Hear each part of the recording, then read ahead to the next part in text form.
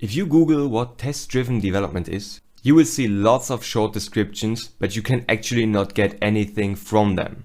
The definitions are not wrong, and you're also smart enough, but the problem is that TDD is like nothing else you have learned about software development before, and it's not introducible with only a couple of simple sentences.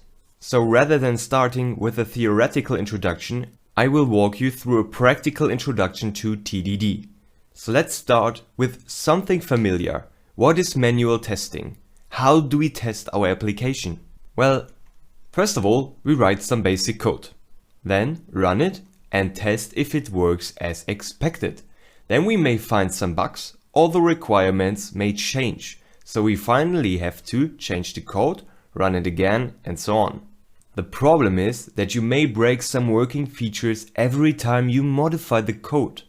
And to make sure that the program still works as expected, you have to test all affectable features each time you change the code. And that's very time consuming, right? And undependable. Each change you make to code in that situation makes you less confident. The less confidence causes worse development experience and less productivity. And on the other hand, the time you need to spend testing grows exponentially, and each time you run the application you might forget to test something important. Now you might ask if there is a better way, and of course there is. And that's why we are here, right? Rather than testing everything manually by each time you modify the code, you can write some code to test the most critical parts of your program, so that every time you change your code, you simply run the code that tests it. And that's much faster and way more reliable. No worries, it's simple. I will describe it again using an example right now. Imagine an application that sums two numbers. Well, how do you test it? After you run it, you input two numbers and click the sum button.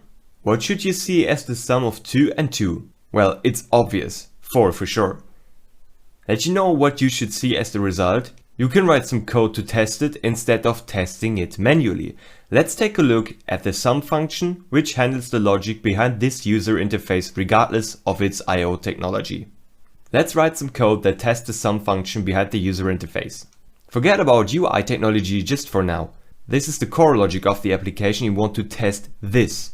Let's write some code to check if the sum function works as expected. This is the same test as the one we did manually. And it's automated. I can run it every time I change the sum function, and it throws an exception as soon as I break this behavior. Let's move the test code to a method. This is called a test method. We call the sum method the system under test in this context. So test methods test whether the system under test satisfies an expectation successfully or not. And we expect the sum of 2 and 2 to be 4. You can see the name of the method here, explaining exactly what should be tested, right?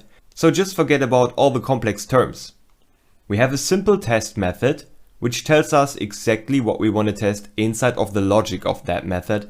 And then we simply call our sum method, passing in the parameters and check for the result, and automatically calling this test method an automated test.